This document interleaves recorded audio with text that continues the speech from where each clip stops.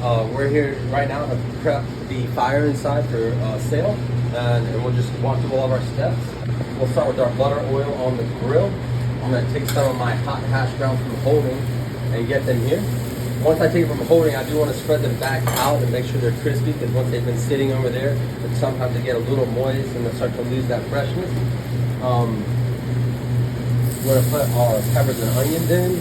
We're going to put our not our peppers. Excuse me, not our banana peppers. We're going to put our jalapenos in.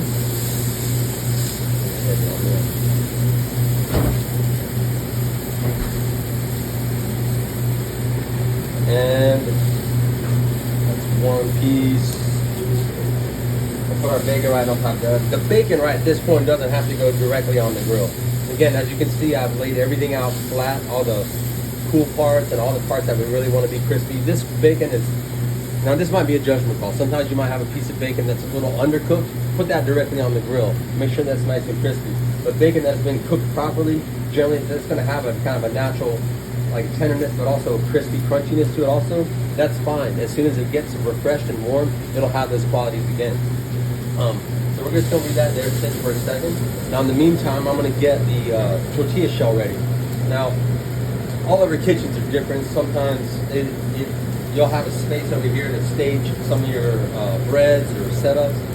Because we have a split here, one of the tricks I like to use is a little technique I use my sizzle platters to set my wraps up. I'll have my pepper jack cheese. We have our egg, and we will have our firecracker sauce. Right? And that can be sitting right over here. It can be sitting over there. I can just bring it over from there, whatever is ready. I'm going to leave this here for a moment as I start to bring my ingredients together. Now you can see everything's starting to look nice and crispy. The potatoes have a good golden brown. And peppers and onions are all refreshed. I don't have to add any more. We've seasoned the hash browns. Bacon's had plenty of salt on them. And there's brine on the jalapeno peppers, so there's plenty of seasoning to carry everything forward. We have the pepper jack cheese and the firecracker also adding flavor. We're going to pile this inside. Now let's talk about wrapping, all right?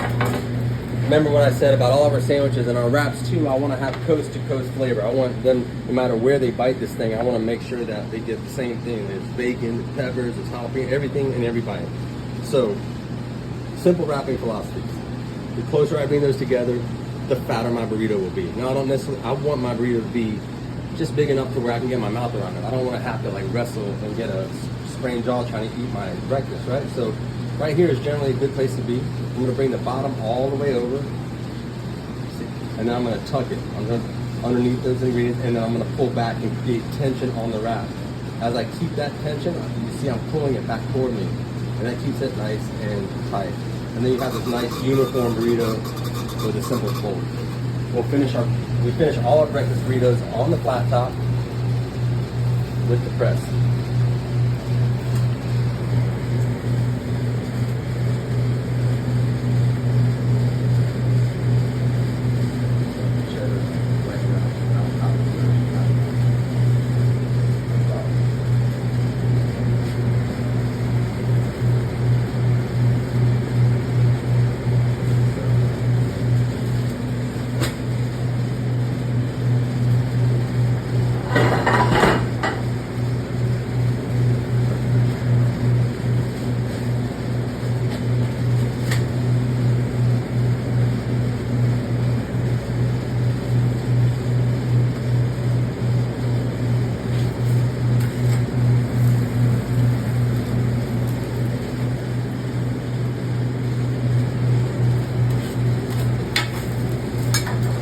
All right, now I'm going to flip it over, and now we've got a nice good golden brown on one side, and that also seals the wrap. It keeps it from coming apart, and we're going to get a little color on the other side, and then we're going to sell it.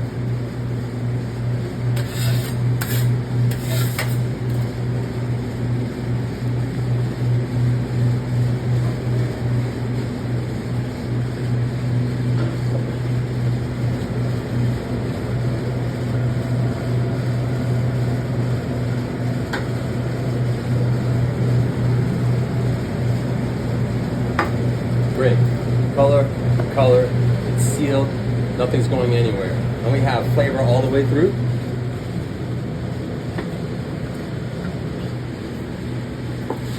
Serve, straight line cut. And this is what your finished burrito looks like. Ready to